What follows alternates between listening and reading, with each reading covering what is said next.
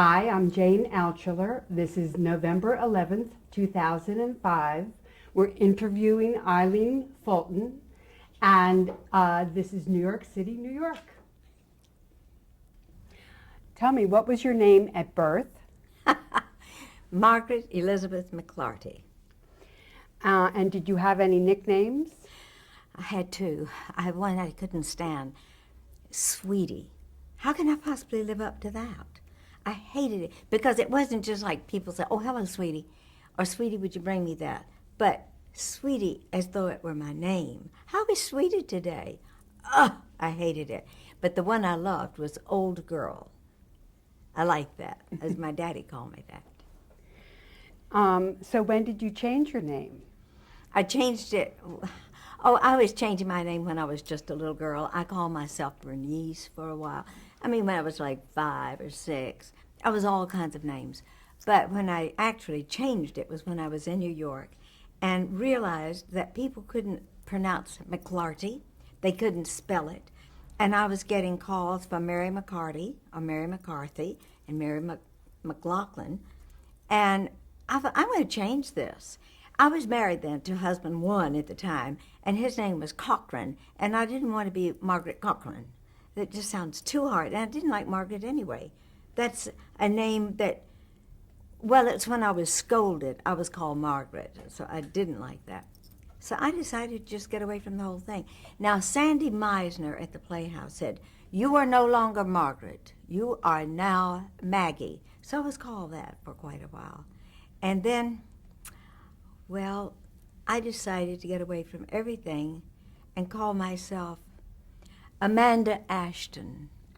But then I was told, "No, that sounds like you're in a hoop skirt, and you've got to get away from that."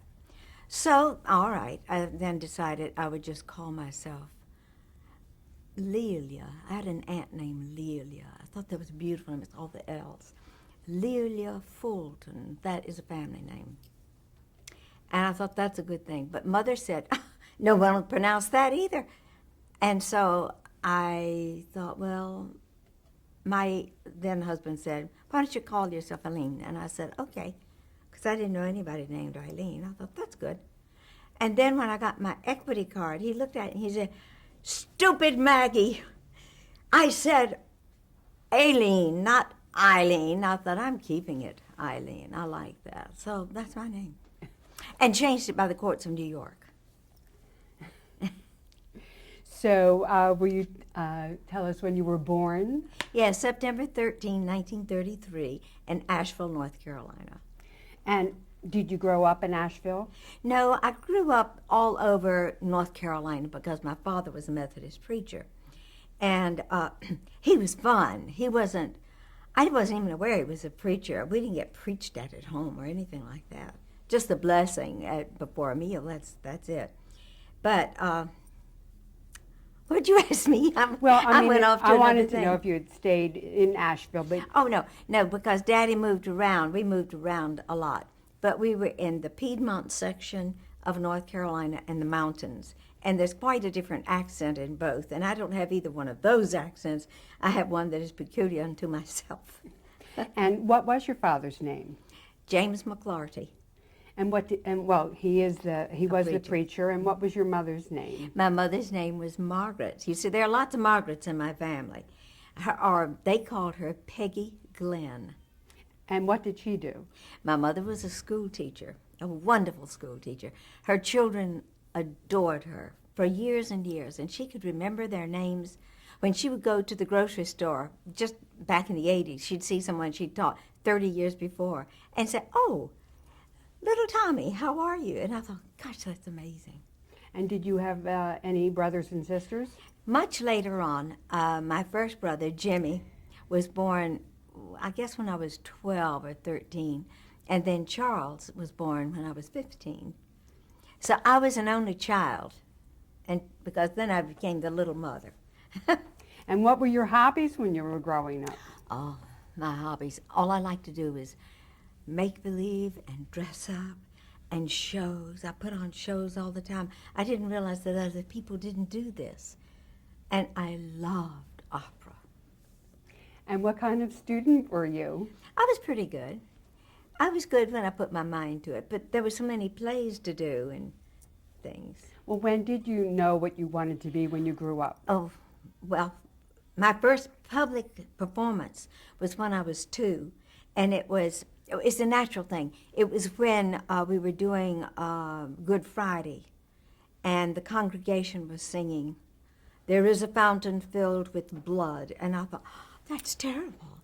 I've got to cheer these people up. And I ran down the aisle and sang, "Put on the skillet, put on the lid, Mammy's going to make a little shortening bread, woo, Mammy's little baby." And I sang that, and Daddy said, "Woman, come get your child." And my mother stood up and she said, "Man, she's your daughter too." And I got my first public spanking. But that didn't turn me off. I loved it. So tell me who were your early influences? Well, let's see. You mean in... Well, like, for example, did you go to the movies or did you listen to yes. the radio, and what were your Both. favorite programs? Okay. And who were your favorite entertainers? I just got that down pat. Well, I loved Red Skelton. I adored him. I liked Gracie Allen. And my favorites, of course, was Grace Moore, the opera singer. I thought she was fabulous. And, well, I was very much an admirer of Patrice Moncel, because she was such a kid when she started at the Metropolitan. I knew all about that. I knew all the operas then.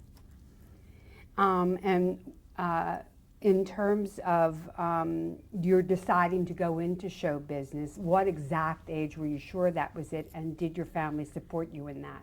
That's such a good question. When I was in the 3rd grade, I knew I was going to be on the stage. It was either the stage, or, of course, there was no television back then. It was the stage of the movies or the opera stage. But I'm a singer, but I'm not an opera singer by any stretch of the imagination. Thank God for that. I wouldn't want to be. And your family supported you? They couldn't be more supportive. They were so proud. I know when I first did my first television show here in New York City, my daddy sent cards out to all of the congregations where he'd preached for all those years. He was so proud, and of course my mother was. I've been a fortunate person. Will you tell me what high school you attended? Well, I went to 2. I went to one in Marion, North Carolina. And then my junior year, we moved. See, the preachers move around a lot. And so I graduated from Lee Edwards High School in Asheville. And did you attend college? Yes, of course. I went to Greensboro College, where, by the way, I just got my doctorate, an honorary doctorate. So I'm Dr. Fulton. And did you start studying acting in college? Yes, this is very funny. I had a boyfriend. Oh, please, it's that peer pressure to have a boyfriend and to be going steady. What a terrible thing. But so anyway, for 2 minutes, I thought, when I on the road down to Greensboro College, I thought, and I mean the literal driving down, I thought, maybe I should be in home ec. My mother said, "What? This is a school of music. Are you crazy?" And as soon as I walked in, of course I was a music major. I majored in music. And music at this school at Greensboro at that time was so strict and so hard, there was no time for anything else. But I went to a play the first 6 weeks I was there.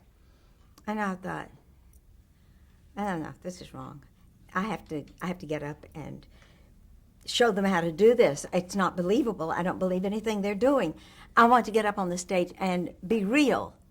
And I couldn't stay away from it. I ended up with enough credits to have a double major in drama. And I loved my drama teacher. Her name was Dr. Mary Brain Parker. And she is responsible a lot for helping me get here. She took me, a group of us, to go over, as it was called at that time, Women's College, which was now Greensboro College, whatever, part of the university. But we called it Women's College back then. And we went there to hear this man speak, T. Edward Hamilton. And he had written a book, or was it Norris Houghton? I'm sorry, I don't remember which. But he had written a book about Stanislavski. And I thought, I'm going to hear about a new composer, because I didn't know. And my drama teacher knew I should know. So she took me over there. And I was so blown away by the method and what he talked about. And I ran down the aisle afterwards and I said, "You must help me, I must be an actress." I had said that like that until I had blood in my palms. I mean, I was really that passionate about it, and still am. And he said, "Well, God help you. But second, I would suggest you go to New York and study at the Neighborhood Playhouse with Sanford Meisner." And, you know, things fall into place. The Glee Club, which I had to do, that was my major, you know, singing. He took us, Mr. Williams took us, Bill Williams, took the Glee Club. He was my voice teacher there. He took us up to New York. And my daddy had friends, because we had lived in New York during the war. I'm sure I'm just going all over the place, but it'll all come together. He had me go and meet, they arranged for me to meet Mrs. Morgenthau, Rita Morgenthau, at the Neighborhood Playhouse. And I went in for an interview, and she wanted a picture. What did I know of an 8x10? I gave her a little photograph. And she said, "That's just fine. Sandy will love you." So I was accepted. Well, that is... Isn't that amazing? That is just amazing that that happened. It was like it was ordained for you. I know. My life has been a blessing. So just tell me, when was the first time that you saw TV? Because it must have been in that period. That I saw TV? Mm-hmm. That I saw a TV? Watched a television show. Oh, well, it was before I came to New York. It was in the mountains at a sleepover. And somebody had a TV. What is that? And we watched, we could just barely see, something like the Ed Sullivan Show or something like that. And it's, I remember we were so amazed at seeing little figures and then the snow. And we just went to sleep on the floor watching the snow. And did you, were you impressed by it? Did you think it would last? No, it was the stage. That's what I came to New York for, the stage, Broadway. And this is what Sandy had said. He said, somebody had asked my second year, "Sandy, what do you think about doing television?" Because soap operas had just been, I think it was, what was the first one? Guiding Light had just come on, and maybe As the World Turns had just started, maybe, I don't know, I think it had.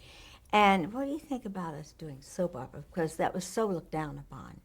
And Sandy said, "Don't look down on it. The thing is, you must act whenever you can, because that's part of your exercise of learning. And you must keep the instrument going. And if you're on a soap opera, don't look down on what you're doing. Make it believable." And that's what he said. Well, let's just talk a little bit more about the Playhouse, since we're yes. talking about Sanford. When did you first start at the Playhouse? Do you remember? Oh, yes, in the fall of, well, I have to figure it out. Let's see, 56. I came in 56, at the end of 56. And aside from Sanford Meisner, who were some of your other teachers? Do you recall some of them that were important to you? We had a very fine speech teacher there, and I feel I have let him down. His name was Mr. Williams as well. It was, yes. And I studied with Martha Graham. And I had just, of course, been reading about her while I was at Greensboro College. And Martha Graham. And to actually meet her, and to meet Jane Dudley. And Louis Horst and Alvin Epstein. I worked on mime with him. Those were the major ones that I worked with. And I just wanted to, do you remember some of your other classmates that you worked with at the time? Yes, I worked with that darling Keir DeLay and Bill Esper, fabulous teacher here in New York. Who, I mean, he was a student then, and I loved doing anything with him. He was so good. And I remember the class ahead of me, because we worked together, Bobby Duvall, well, we called him Bobby Duvall, Robert Duvall, and Suzanne Plachette, if I can say it, Suzanne Plachette, and Wayne Rogers, we called him Bill. So the first you got to know Stanislavski, and then you learned the Meisner method, and that's stayed with you. There is no other way. And it's simply becoming aware of the people around you and working off of that. And I do that with my nightclub act. I do that with the audience is my lover, my friend, my whatever. So it works in everything. So when you did come to New York, did you have a job lined up? No. They really encouraged you not to have a job because it was a full-time schedule there at the neighborhood playhouse. But I decided it would be wise to make a little extra money because I had none. Oh, and by the way, I lived at the Alma Matthews Home for Immigrant Girls on West 11th Street. I immigrated from the South. And then I needed extra money, so I sang up at Union Theological Seminary, and I made $5 a week. And I thought, that's not quite enough. But there was a place up there where I could eat dinner when I went up to rehearse or to do the services. And it was called Aki. And all the students went there. And you know what they did? This is just interesting, but they put on your table before dinner little tiny cinnamon buns, about that size. And the reason they did that, because they knew we were going to take it home and have it for breakfast. I mean, they were really kind. And the food was great, 99 cents for a big meal and 10 cents extra for coffee. That was great. Now, what else can I tell you? Well, what was your first professional acting role? Oh, wait a minute. There was one other job I took at the same time. Sold hats at Easter time at Macy's. Now, and people used to, I was at the bottom of the escalator, and they used to spit on the woman wearing the hat, and that was me. Well, now, my first acting job. Mm-hmm. The very first thing I had to do was I did those magazines that were true love stories, Mm-hmm. and I did the acting for the pictures on that, and I put my whole soul into it. Well, did you go back and do the Lost Colony? I did that before I came to New before York you City. came? Yes, oh yes, that was just the summer before I came up here. Well, how did you actually get your first acting role? Oh, well, I was told that you have to have an agent. And at the neighborhood playhouse, we were given a list from A to Z. And I went down the list. Everybody slammed doors in my face because I had no experience. If you don't have a job where they can see what you do, you can't get an agent. You can't get an agent without a job. Oh, it was terrible. So I finally got down to the M's and found a name, William Morris. Oh, I went in to William Morris. And I said, I have an appointment with William Morris. Daddy said, go to the top, you know. And they said, well, that's interesting because he's been dead 30 years. So they shoved me out. So then I had to go to, I was at the M, so I went to Bill McCaffrey. And I got to his door. My feet were killing me. I got to his door, and he was laughing. I could hear him inside. I couldn't get at the door. No one would answer it. So I gave the door a push. And I didn't know that the door was on hinges. It was being fixed. And the door crashed and fell in, and I slid in on my butt. And he was sitting like agents, like that, with a cigar in his mouth, just like in the movies. He said, who the hell are you? And I said, I'm Margaret McClarty, and I'm a hell of an actress. And he laughed, he roared, and he said, well, you better change your name. And he said, and I like your spunk. You don't have to knock down doors. Literally. So in 1960, you won a role in the feature film Girl of the Night. How did that come about? Through Bill McCaffrey, when I changed my name. He sent me up for that. Oh, I wanted that part so much. It was a part I could really do.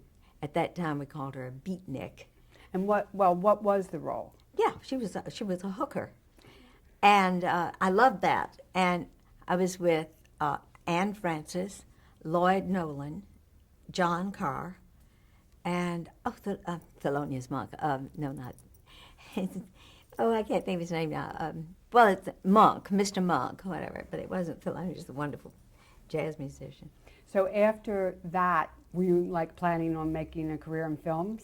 Did you change your mind about the stage? No, because I got that at the same time as I got As the World Turns. And someone had called, this is so interesting, someone had called Bill McCaffrey for his client, Lois Smith, for the part of Lisa on As the World. That was a new character they were developing. And he said, well, she can't do it right now. She's living in Princeton, and I hope I'm right about this, and pregnant. And so she's got her own hands full. But I've got somebody I think you'd like. And so that's how I got there. I knew I was going to get that part. And there were about 250 other girls there, but I just knew. I just knew. Even when I walked in the room with all these girls in little shirtwaists, dresses just like I had on, I just knew. Do you remember who hired you? Yes, Ted Corday. He was the executive producer and director and the whole thing. And did he give you a contract right away? Well, I read about 5 times. And I think that there was somebody, there was someone from Procter & Gamble who didn't like me at that time. They kept saying, she's not right. It's probably not booby enough. Who knows? I don't know. But anyway, I am now. But, it takes a while.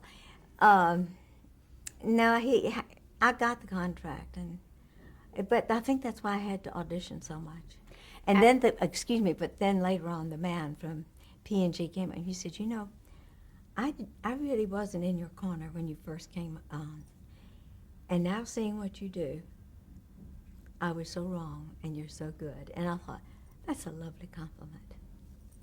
So at that point, were you concerned about making a long-term commitment to television? Oh, I wasn't going to do that. I said, I will not sign a 7-year contract. That's ridiculous. I am going to be on Broadway, which of course I was soon after that.